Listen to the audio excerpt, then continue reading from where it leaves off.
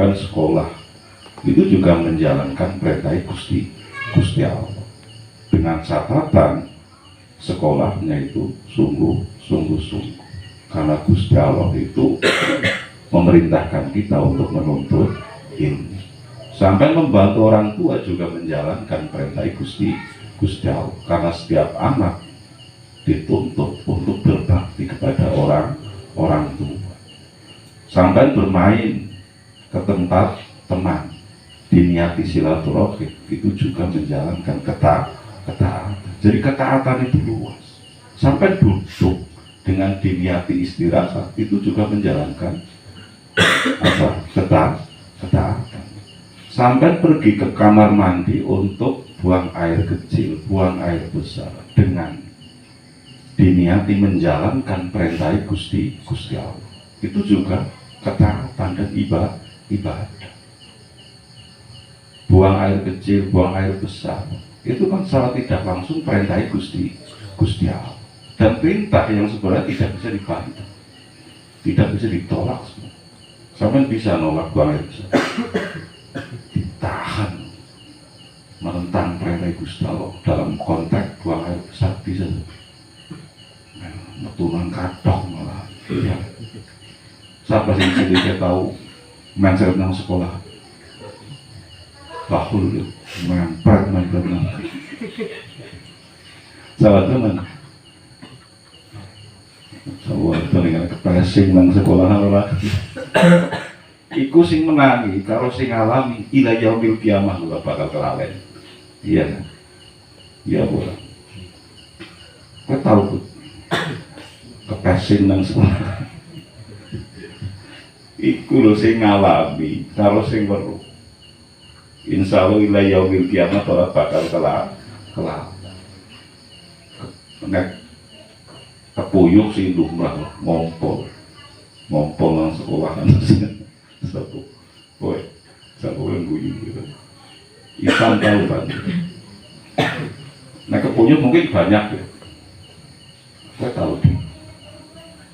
Kepuyuh banjir.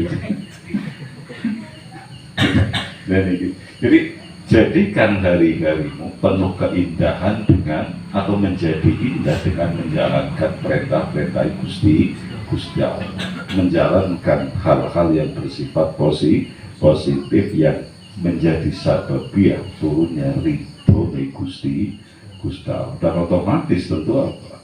Meninggalkan larangannya. Karena di dalam tafsirannya mu'afiqatu Afrika, artinya yang sesuai dengan perintah Tuhan. Paham saja? Usahakan jadikan hari-hari itu indah dengan menjalankan perintah. Indah kenapa? Ya karena ketika kita taat, kita menjalankan perintah Gusti Allah, tentu kita akan mendapatkan rahmat dan keridhaan Gusti Allah, mendapatkan keridhaan dari Allah. Kemudian selanjutnya walatatibu ad-dunya, ya tipu atau tatibu? Walatatibu ad-dunya ila titik rika. Selanjutnya kata Syekh Muhammad bin Jabal, Syekh Yahya bin Mu'ad, dunia itu tidak menjadi indah kecuali dengan zikir kepada Tuhan. Wahai Tuhanku, dunia tidak akan menjadi indah kecuali dengan zikir kepada. Jadi bagaimana? Jadikan dunia ini indah dengan senantiasa berzikir atau mengingat terhadap Gusti Allah. Zikir itu kan mengingat, bisa dengan wiridan, bisa dengan sholat, itu juga zikir. Pokoknya begini, segala sesuatu yang mengingatkan kita kepada Allah itu disebut zikir. Ya, sampai melihat sesuatu yang indah, kemudian teringat Gusti Allah. Begitu indahnya ciptaan Gusti Allah, itu juga zikir. Nah ini kadang-kadang yang disalah gunakan, ya kan? Sampai weruh atau nopo melihat cewek sing cantik, alasannya apa? Melihat keindahan ciptaan Gusti Allah yang dari situ sampai jadi eling Gusti Allah. Itu kan alasan dok. Sebenarnya tidak seperti itu. Iya kan? Ini kan alasan wong maksi.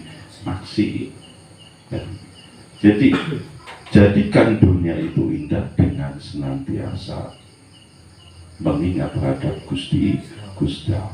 Yang namanya mengingat terhadap Gusti Allah itu bentuknya macam-macam. Bisa zikir, sholat, membaca Quran, kemudian apalagi puasa dan lain sebagainya. Pokoknya segala sesuatu yang menjadikan seseorang itu ingat terhadap Gusti Allah. Ziarah kubur bisa dikatakan zikrullah. Ketika sampai ziarah kubur, di situ ingat Allah, ingat mati. Ini juga zikrullah. Sampai taziah nang orang mati, ingat Allah, ingat kematian, maka itu juga disebut zikrullah. Di dalam hadis baginda Nabi besar Muhammad Sallallahu Alaihi Wasallam itu mengatakan,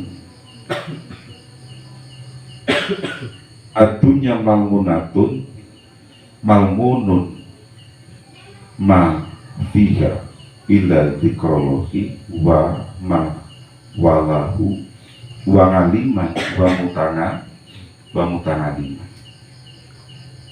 Inna dunya malmunatun malmunun ma fiha illa dzikrullah wa ma walahu wa ngaliman wa mutangaliman. Di dalam hadis baginda Nabi besar Muhammad Sallallahu Alaihi Wasallam itu mengatakan bahwa dunia seisinya itu dilaknat oleh Allah kecuali zikir terhadap Allah. Paham? Jadi dunia seisinya itu dilaknat oleh Allah kecuali zikir terhadap Allah, wama walahu, dan segala sesuatu yang memelihara zikir terhadap Allah seperti nomor membaca sholawat, pengajian, kemudian apalagi membaca Quran, kemudian apalagi pokoknya segala sesuatu yang memelihara kita senantiasa ingat terhadap Gusti Allah. Wa aliman wa muta'aliman, dan orang alim dan orang yang belajar santri. Ini yang tidak dilaknat oleh Gusti Allah. Jadi dunia seisinya itu dilaknat oleh Allah kecuali apa?